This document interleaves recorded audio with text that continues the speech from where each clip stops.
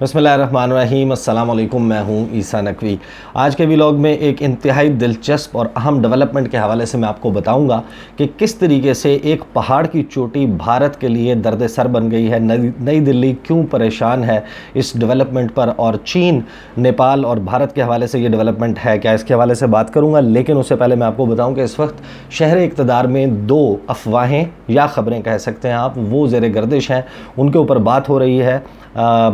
बिल्कुल इख्तिसार के साथ मैं आपको बता देता हूँ कि वो ख़बरें क्या हैं, लेकिन इसकी तफसील कि ये ख़बरें कहाँ से आईं, क्यों आईं, कितनी सदाकत है इसमें, वो मैं आपको इससे आगे आने वाले व्लॉग में बताऊँगा। ख़बरें जो हैं वो ज़ेर गर्दिश, एक ख़बर ये कह रही है, एक ख़बर के में दावा ये किया गया है कि पाकिस्तान के आर्मी चीफ़ जनरल क़मर जावेद बाजवा वो मौजूदा हुकूमत को बरतरफ करने वाले हैं। मार्शल लॉ लग सकता है पाकिस्तान में, मौजूदा हुकूमत की बरतरफ़ी, और उसके नतीजे में एक राह हमवार की जाएगी साबिक़ आर्मी चीफ़ जनरल रिटायर्ड राहील शरीफ के लिए कि वो सियासत में हिस्सा लें, इक़्तिदार में आएँ और वो इक़्तिदार संभालें। दूसरी ख़बर में ये दावा किया जा रहा है,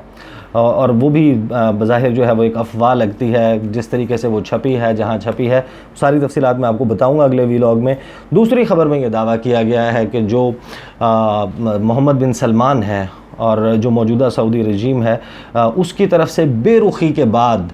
जिस तरीके से बेरुखी दिखाई गई, उसके बाद पाकिस्तान की जो आर्मी है और जो पाकिस्तान है और हुकूमत पाकिस्तान है, वो बैक करने लग गई है उस राइवल ग्रुप को जो कि सऊदी अरब में इक़्तिदार का ख्वाहिशमंद है। सऊदी रॉयल फैमिली जो शाही ख़ानदान है, उसमें ज़ाहिर है ये तकसीम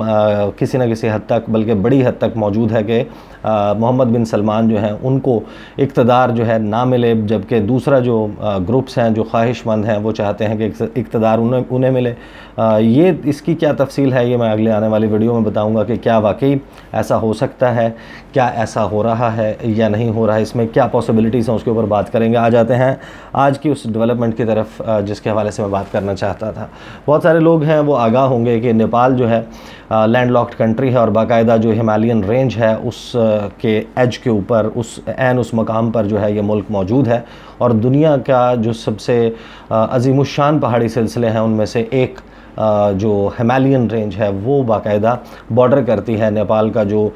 शुमाल है, उसमें ये हिमालयन रेंज मौजूद है। इसके हवाले से ज़ाहिर है बहुत सारी स्टोरीज़ मौजूद हैं कि जो इंडियन प्लेट है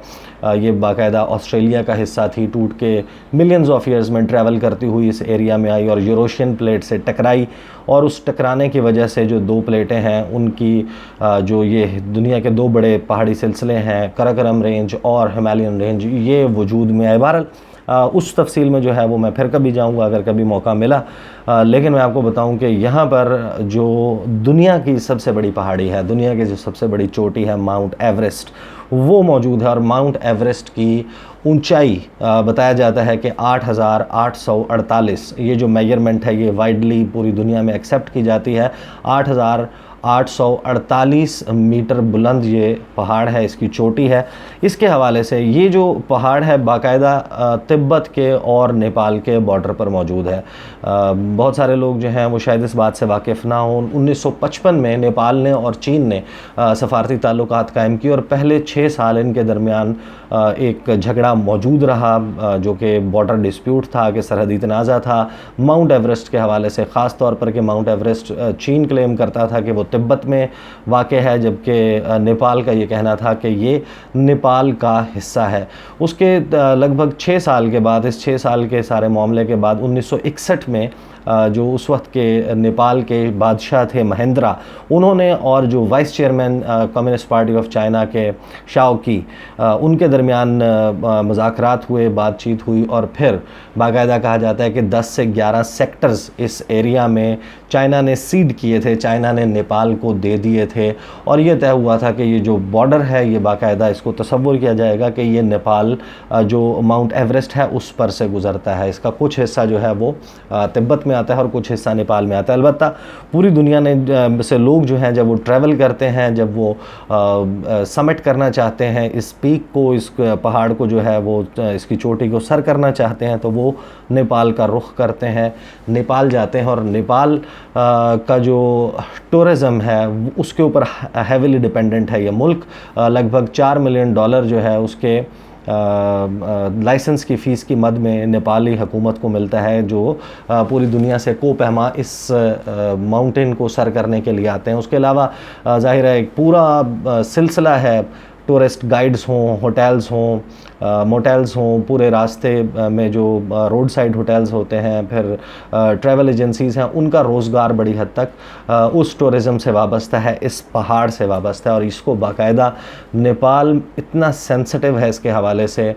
इसको नेशनल प्राइड, इसको एक कौमी फ़ख्र जो है उसके तौर पर गर्दाना जाता है। जिस तरह मुख्तलिफ़ ममालिक हैं उनके हवाले से बात करें, कोई कहता है कि हमारे पास दुनिया का सबसे बड़ा दरिया है, कि कोई कहता है कि हमारे पास सबसे बड़ा जंगल है, अमेज़ॉन है, जिस तरीके से कोई कहता है कि हमारे पास दुनिया की सबसे बड़ी झील है, दुनिया का सबसे बड़ा सहरा है। इसी तरह नेपालियों का जो फ़ख्र है वो है कि उनके पास दुनिया का सबसे बड़ा पहाड़ और दुनिया की सबसे बड़ी चोटी है। अब ख़बर क्या है? ख़बर यह है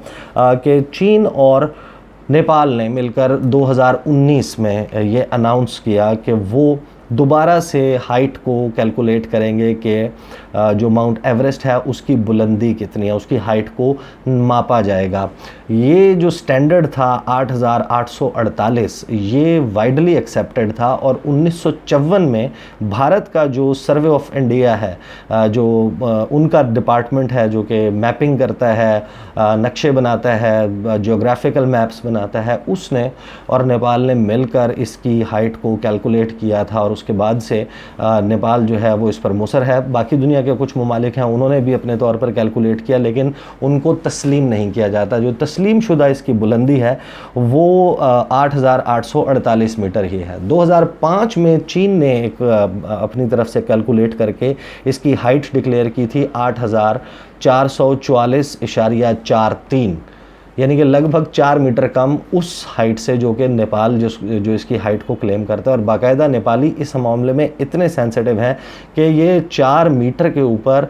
5 साल तक 2010 तक चीन और नेपाल के दरमियान तनाज़ा रहा। नेपाल जो है वो कहता था कि चीन हमारे पहाड़ की हाइट गलत बताता है, चीन कहता था कि नहीं हम ठीक बताते हैं। चीन क्लेम करता था कि आप उसकी जो पहाड़ की चोटी है उसको उसके पत्थर तक, उसकी रॉक तक, जो हार्ड सरफेस है उधर तक कैलकुलेट करें उसकी बुलंदी को। जबकि नेपाल कहता था कि जो स्नो कैप है उसके ऊपर जो बर्फ़बारी होती है, जो बर्फ़ की एक लेयर है 4 मीटर की, वो भी इस पहाड़ की हाइट में काउंट होनी चाहिए। फिर बाद में 2010 में उनके दरमियान ये तस्फिया हो गया कि इसकी जो हाइट है उसको उसकी 2 स्टैंडर्ड हाइट्स तस्वुर की जाएंगी। एक उसकी जो हार्ड टॉप, जो उसकी जो हार्ड सरफेस है, रॉक की जो पत्थर है, उधर तक की होगी जो कि 8,444.43, जबकि दूसरी जो स्नो कैप के साथ है वो वही स्टैंडर्ड हाइट तस्वुर की जाएगी जो कि नेपाल क्लेम करता है। अब झगड़ा किस वजह से हुआ और अब जो मौजूदा मामला है वो क्या है? वो ये है कि 2015 में, मैं तज़किरा कर चुका अपने कुछ वीलॉग्स में, 2015 में ज़लज़ला आया नेपाल में, और उस ज़लज़ले की वजह से इसको बहुत ज़्यादा उसने तबाही मचाई नेपाल में। और उसके कुछ अरसे के बाद जो जियोलॉजिस्ट हैं, जो इस सारे ज़मीन के स्ट्रक्चर के हवाले से स्टडी करते हैं, सर्वेस करते हैं, उन्होंने मुख्तलिफ़ इलाक़ों का नेपाल का दौरा किया, जायज़ा लिया, और कुछ थोड़ी सी तब्दीली देखी गई उस इलाके में जो कि माउंट एवरेस्ट का जो रीजन है उसके हवाले से। उन्होंने कहा कि शायद कुछ तब्दीली जो है वो, क्योंकि टेक्टोनिक प्लेट्स जो हैं, जो फॉल्ट लाइंस वहाँ से गुज़रती हैं, वो उनमें इर्ताश पैदा हुआ, वो हटी हैं शायद अपनी जगह से, लेकिन उसने लामहला किसी न किसी तरह इसकी जो बुलंदी है उसको या तो बढ़ा दिया है या कम कर दिया है। इस क्लेम के बाद से ये मुतालबा सामने आ रहा था, ये एक वजह भी पैदा हो गई थी कि दोबारा से इस जो पहाड़ है माउंट एवरेस्ट, इसकी बुलंदी को दोबारा से कैलकुलेट किया जाए, दोबारा से मेजर किया जाए। जिस वक्त ये सारा मामला सामने आया तो 2017 में नेपाल की हुकूमत ने ये इनिशिएटिव लिया कि हम इसकी हाइट को मापने के लिए एक प्रोजेक्ट लॉन्च करते हैं। जब वो प्रोजेक्ट लॉन्च किया गया तो भारत की तरफ से, क्योंकि भारत पहले भी अपना जो सर्वे ऑफ इंडिया है वो 1954 में ये काम कर चुका था। तो उन्होंने अपने तौर पर ऑफ़र की कि हम चाहते हैं कि हम इस प्रोजेक्ट का हिस्सा बने और हम नेपाल की हुकूमत के और नेपाल के जो ऑफिशियल्स हैं उनके साथ मिलकर इस प्रोजेक्ट पर काम करें और माउंट एवरेस्ट की हाइट जो है उसको कैलकुलेट किया जाए, जिसके ऊपर बाकायदा जो सर्वे ऑफ नेपाल है उसने रिजेक्ट किया और उसने ये कहा कि ये इज़्ज़त नफ्स का मामला है। हम भारत के किसी महकमे को जो है वो अब यहाँ पर आके अपने जो सबसे अहम मॉन्यूमेंट है, जो अपना सबसे अहम इलाका है, उस पे ये सारा काम करने की इजाज़त नहीं दे सकते। एक तरफ तो ये डेवलपमेंट हो गई, उसके बाद वो काम चलता रहा। नेपाल की जो सर्वे ऑफ नेपाल है उसके जो जियोलॉजिस्ट हैं, उसके जो साइंटिस्ट हैं, वो अपने तौर पर इस पर काम करते रहे। कहा यह जाता है कि तकरीबन 75% काम इस पर हो चुका था जब नवंबर 2019 में प्रेसिडेंट शी जिनपिंग का दौरा हुआ नेपाल का, और सारे लोग हैरान रह गए कि जिस वक्त के पी शर्मा ओली और सदर शी जिनपिंग की अनाउंसमेंट हुई, उनकी जो जॉइंट प्रेस कॉन्फ्रेंस और जॉइंट कम्युनिके सामने आया, उसमें एक जो मामला था वो ये भी था कि अब चीन और नेपाल मिलकर इसकी हाइट जो है वो दोबारा से मापेंगे और साइमल्टेनियसली बीजिंग में और काठमांडू में 2 मकामात पर इसकी नई बुलंदी का ऐलान किया जाएगा कि अब इसकी हाइट 2015 के ज़लज़ले के बाद कितनी है। इस जो डेवलपमेंट है इसके हवाले से भारत जो है वो थोड़ा सा जैसे कहते हैं कि बिलबिलाया भी कि ये क्या है, हमें जो है वो नहीं करने दिया गया, हमें रिजेक्ट कर दी बाकायदा, ये क्या है कि ये हमारी इज़्ज़त नफ्स का मामला है और नेपाल चीन के साथ मिलकर ये क्यों कर रहा है। लेकिन अब जो मई 2020 में कहा जाता है कि जिस वक्त चाइना और भारत के दरमियान स्टैंड ऑफ चल रहा था लद्दाख में, सिक्किम में, इन इलाकों में जो है वो एक बाकायदा गर्मा गर्मी थी। एन उस वक्त एक चाइनीज़ टीम इस सारे अमल में मसरूफ़ थी और वो माप रही थी इसकी हाइट को, उसके लिए नेपाल में मौजूद थी। अब इस सारे मामले का एक MOU साइन करने जा रहे हैं नेपाल और चाइना, जिसने भारत में सारा मामला दोबारा से रीसरफेस किया है। वो जो माहिदा है उसकी बहुत सारी शिकें हैं, उसमें से एक शिक जो है कुछ ऐसी शिकें जिनके ऊपर जाहिर है कि कोई एतराज़ करना किसी और मुल्क का बनता नहीं, लेकिन भारत को जो असल टेंशन है वो एक शिक दे रही है और उस शिक नंबर 5 के मुताबिक बाकायदा जो जियो मैपिंग है वो सर्वेइंग ऑफ द रीजन और जो जियोग्राफिकल डाटा है वो एक्सचेंज किया जाएगा इस सारे एरिया का।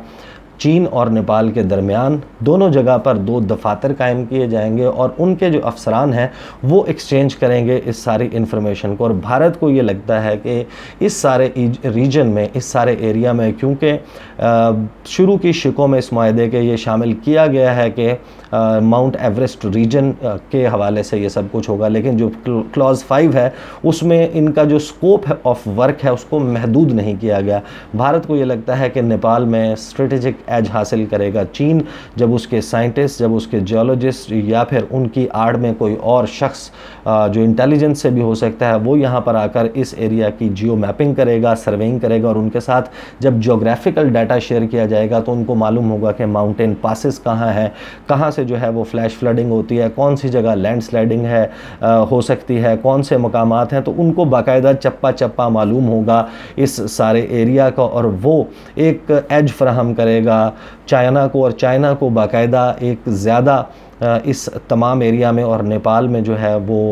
उनको एक्सेस मिलेगा, उनके राब्ते बढ़ेंगे। तो इस सारे मामले के ऊपर बाकायदा अब भारत जो है वो ये सोच रहा है, इसके हवाले से गुफ्तगू भी हो रही है भारत में कि डिप्लोमेटिकली ये मामला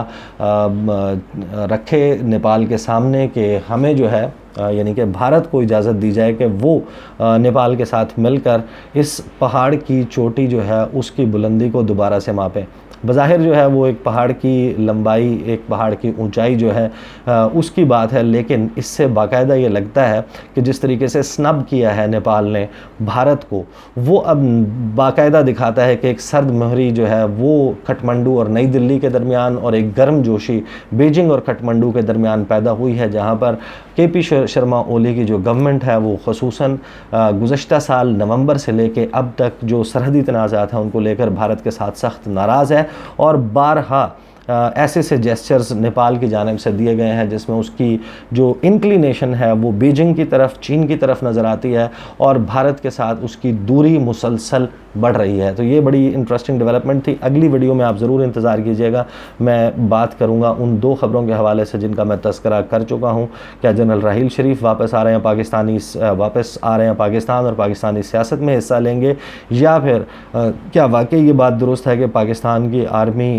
ये कर सकती है कि वो मोहम्मद बिन सलमान के मुकाबले में जो उनके राइवल्स हैं, जो उनके मुखालिफ हैं, उनको सपोर्ट करें। उस व्लॉग में, अगले व्लॉग में उसके हवाले से तज़किरा करेंगे। अगले व्लॉग में आपसे मुलाकात होगी। मुझे इजाज़त दीजिए। अल्लाह हाफ़िज़।